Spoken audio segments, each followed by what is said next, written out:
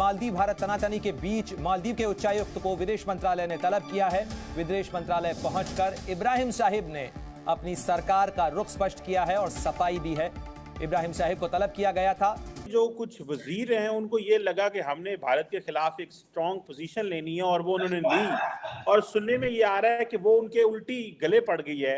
और अभी इन 48 घंटों के अंदर उनके एक जो है ना वो एक रेडिकल किस्म की एक इस्लामिक गवर्नमेंट आई है, जिन्होंने आके जो है ना वो एक स्टेटमेंट दिया उनके एक मिनिस्टर ने। भारत की नाराजगी को देखते हुए अपनी सरकार के 3 मंत्रियों के खिलाफ कार्रवाई की है और 3 मंत्रियों को निलंबित किया गया, जिसके अंदर शिवना वो महिला मंत्री भी शामिल हैं जो राज्य मंत्री थी। मोदी साहब अपने जजीरे लक्षवती में गए हैं तो उन्होंने कहा जिसका जोक बना ले, देखें ये मजाक कर रहे हैं ना, मजाक कर रहे हैं।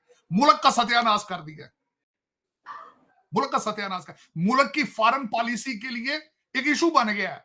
अपॉलॉजीज हो रही हैं। के बाद मालदीव ने मंत्री को सस्पेंड कर दिया है। विवादास्पद बयान देने वाली मरियम शियोना सस्पेंड हो चुकी हैं। मालदीव्स गवर्नमेंट की तरफ से उनके 3 मिनिस्टर्स को सस्पेंड कर दिया गया है, उनके ओहदों से फारिग कर दिया गया है, क्योंकि उन मिनिस्टर्स ने Indian prime minister Narendra Modi साहब के खिलाफ कुछ ऐसी जुबान इस्तेमाल की थी। ऐसे हम किसी तरह इंडिया से जान छुड़वा के या उनको थोड़ा पीछे करके हम चाइना की तरफ अपना रुझाव करें, तो उस वजह से अब पिछले 48 घंटों में आप ये हिसाब लगा लें 3 से 4 हजार टिकट्स जो हैं एयर टिकट्स वो कैंसिल हो चुकी है मालदीव्स की। 10,000 के करीब होटल बुकिंग कैंसिल हो चुकी हैं।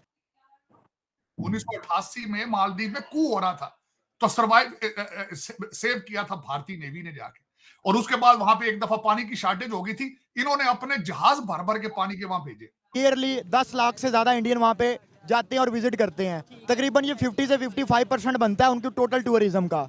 तो आप खुद 50% ऑलमोस्ट जो उनका टूरिज्म से रेवेन्यू होता है वो इंडियंस देते हैं कि जिसके बाद उनको सस्पेंड कर दिया गया है। ये खबर इंटरनेशनल मीडिया, फ्रांस 24 और अल जजीरा, गार्डियन, हर जगह पर, रॉयटर्स से लेकर और फिर इंडियन नेशनल मीडिया पर ये खबर इस वक्त वायरल हो चुकी है। अक्षय कुमार का और सचिन तेंदुलकर का आपने भी सुना होगा कि वो कह रहे थे कि आप जो लोकल टूरिज्म है उसको प्रमोट करें, और जब आप लोकल टूरिज्म प्रमोट करेंगे, आप यहाँ पे ऐसे स्पॉट बना देंगे कि तो लोगों को क्या जरूरत है कि वो इतने ज्यादा पैसे खर्च करके बाहर जाएंगे या दुबई जाएंगे।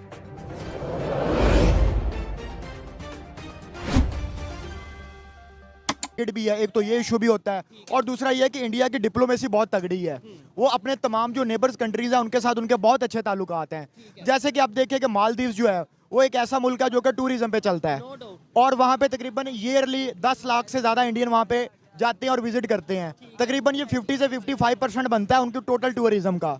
तो आप खुद 50% ऑलमोस्ट जो उनका टूरिज्म से रेवेन्यू होता है वो इंडियंस देते हैं। और अभी इन 48 घंटों के अंदर उनके एक जो है ना वो एक रेडिकल किस्म की एक इस्लामिक गवर्नमेंट आई है, जिन्होंने आके जो है ना वो एक स्टेटमेंट दिया उनके एक मिनिस्टर ने कि जो है वो इंडिया जो है वो ऑस्ट्रेलिया का इसराइल का पपिट है। ठीक है, तो उसके बाद इन्होंने जो है ना वो प्राइम मिनिस्टर मोदी जो है वो गया, उसने जाके विजिट किया है, और ये एक बहुत अच्छा साइन है। उसने जाके विजिट किया, लोगों को पता चला और उसकी अहमियत लोगों के सामने उजागर हुई। अहमियत मैं कहता हूँ इस टाइम पूरे सोशल मीडिया इंटरनेशनली वो ट्रेंडिंग पे चल रहा है। दूसरे नंबर पे उनके सिर्फ प्राइम मिनिस्टर का, जो मेरी अपनी एक ओपिनियन है, उनके सिर्फ प्राइम मिनिस्टर का रोल नहीं है, उनके पॉलिटिशियन, उनके अगर हम क्रिकेटर देख लें, इवन उनकी पब्लिक देख लें, वो किस तरीके से इस ट्रेंड को सपोर्ट कर रही है, अपने कंट्री को सपोर्ट कर रहे हैं। भाई से पूछूंगा हम क्यों नहीं अपने कंट्री को सपोर्ट करते? क्या आपको लगता है कि हम पाकिस्तान में रह के पाकिस्तान के जो एरियाज हैं उन्हें प्रमोट करते हैं, सपोर्ट करते हैं? आपके ख्याल से पाकिस्तान को सपोर्ट करते हैं, लेकिन कुछ एरिया है जिनको हम प्रमोट नहीं करना चाह रहे। बड़ा रेवेन्यू कर सकते हैं। बिल्कुल प्रमोट करना चाहिए, उससे बड़ा फर्क पड़ेगा हमारी कंट्री को, हमारे लोगों को, सबको बड़ा फर्क पड़ेगा। इसमें कोई अच्छा देखें, यहाँ पे जो सा उस तरीके से हमें यूनिटी नहीं नजर आती, वहाँ पे सिर्फ प्राइम मिनिस्टर का रोल नहीं है, उनकी पब्लिक में बड़ी यूनिटी है। देखिए, ये जो लक्षद्वीप वाला एक मामला हुआ ना, ये आज से तकरीबन 1.5 साल पहले रेडियो पे गालबन प्राइम मिनिस्टर मोदी जो है एक प्रोग्राम करते हैं मन की बात, उनमें उन्होंने जिक्र किया था आज से 1.5 साल पहले। और ये जो मालदीव वाला इशू अभी जो रिसेंटली हो, उसकी रीज़न ये है कि मालदीव्स का जो झुकाव है वो चाइना की तरफ थोड़ा ज़्यादा हुआ है, और वो थोड़ा सा इंडिपेंडेंट होने की उन्होंने कोशिश किया कि हम किसी तरह इंडिया से जान छुड़वा के या उनको थोड़ा पीछे करके हम चाइना की तरफ अपना रुझाव करें। तो उस वजह से अब पिछले 48 घंटों में आप ये हिसाब लगा लें 3 से 4 हजार टिकट्स जो हैं एयर टिकट्स वो कैंसिल हो चुकी है मालदीव्स की। 10,000 के करीब होटल बुकिंग कैंसिल हो चुकी हैं। जो कुछ वजीर हैं उनको ये लगा कि हमने भारत के खिलाफ एक स्ट्रॉन्ग पोजीशन लेनी है और वो उन्होंने ली, और सुनने में ये आ रहा है कि वो उनके उल्टी गले पड़ गई है। इंडियंस जो हैं वो भी बड़े एग्रेसिव हैं कि प्राइम मिनिस्टर मोदी के बारे आप इतनी हार्श लैंग्वेज क्यों इस्तेमाल कर रहे हैं। डॉक्टर साहब, ये मालदीव छोटा सा मुल्क है, कई लोग कहते हैं जी पाकिस्तान भी इंडिया के खिलाफ है, नेपाल में भी मसले हैं, बांग्लादेश में भी मसले हैं, मालदीव में भी मसले हैं। ये मालदीव में क्या इसकी गड़बड़ आप कैसे नजर आती है आपको डॉक्टर साहब? चीमा साहब, मैं ओरिजिनली जब बात करता हूं, मेरा ओरिजिनली एनालिसिस जो है उसको कहा जा सकता है कि झटका एनालिसिस है। अब वो झटका एनालिसिस ये है, ये जिन मुल्कों की हम बात कर रहे हैं, मैं इस पर तफसील, जिनमें आपने पाकिस्तान, नेपाल, बर्मा, मालदीव, मॉरिशस,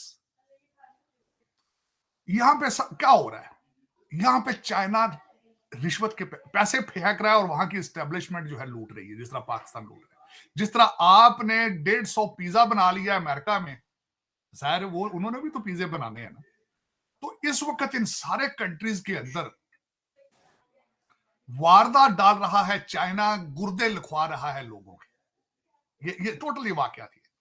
मैं बताना चाहूंगा हुआ वहां पे क्या है क्या मालदीव चीज क्या है। ये कब डच कॉलोनी था, फिर ब्रिटिशों ने ले लिया, फिर उनका कोई पता नहीं क्या हो रहा है। वो जो नए प्रेसिडेंट मोहम्मद मोईस साहब आए हैं, 1 हफ्ते के टूर पे वो चले गए चाइना। मोदी साहब को वो दुबई में मिले साइड लाइंस पर।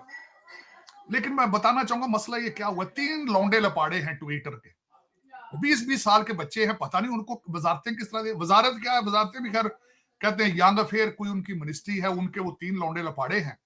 और दूसरा यहां बताना चाहूंगा चीमा साहब, देखें कि ट्वीट कर क्या रहा है। ट्विटर बड़ी जालिम गेम है। आपकी एक पूरी पॉलिटिकल पार्टी है, उसका हल्का ही कोई नहीं है, सिर्फ ऑनलाइन पार्टी है। मुर्शिद पाक की जो पार्टी है ऑनलाइन पार्टी है। जिस तरह एक कभी खारियां के अंदर पार्टी थी, उसका नाम था पोखकड पार्टी, ये बिल्कुल इसी तरह की उसी की पैरेलल पार्टी है। इसका कोई वजूद है ही नहीं है कहीं, सिर्फ स्वाय लौंडे लपाड़े अमीर घरों के बिगड़े हुए बच्चे, क्योंकि दूसरे तो ट्वीटर कर ही नहीं सकते ना। दूसरे तो तरह सुबह खाते हैं, शाम की फिक्र पड़ जाती है, वो ट्वीट किस तरह करेंगे। करप्ट ब्यूरोक्रेट हैं, जिनके बाप ब्लैकिए हैं, जिनके बाप जखीरा अंदोजी करते हैं, वो आईफोन ले देते हैं बच्चों को बर्थडे पे, वो करें क्या फिर। और तो पाकिस्तान में या इस तरह के डेवलपिंग कंट्रीज हैं, करना तो कुछ भी नहीं है, पढ़ने का शौक को नहीं है, बाप की करप्शन के पैसे बहुत हैं, वो सारा दिन 10-10 अकाउंट बना के ट्विटर के, तो ये वाह याद करते हैं।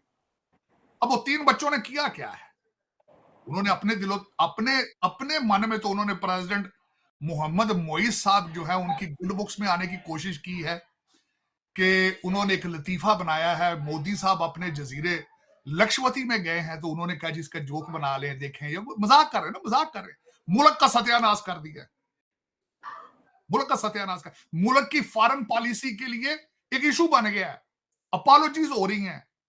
और चीमा साहब मैं यहां पे बताना चाहूंगा रिलेशनशिप भारत के साथ उनका देखें क्या है। 1988 का उनका कू था, उसको बचाया